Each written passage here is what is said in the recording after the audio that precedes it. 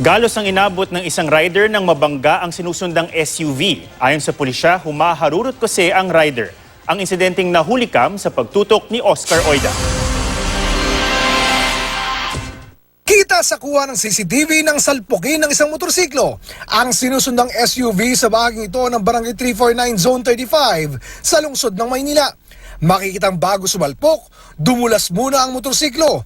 Indikasyon na nakapreno pa ito.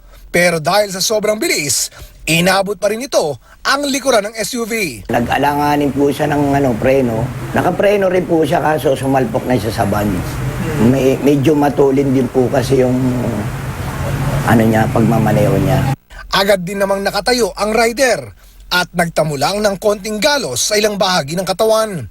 Nagpakilala umunong SK Kagawad sa kalapit na barangay ang rider at agad din naman daw binayaran ang driver ng nabangga niya para sa tinamong pinsala ng sasakyan. Nag-uusap po silang dalawa nung may-ari, babayaran niya na lang po yung damage.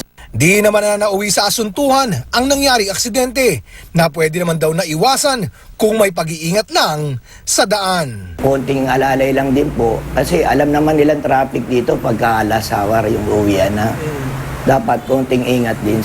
Oscar Oida, nakatutok, 24 oras.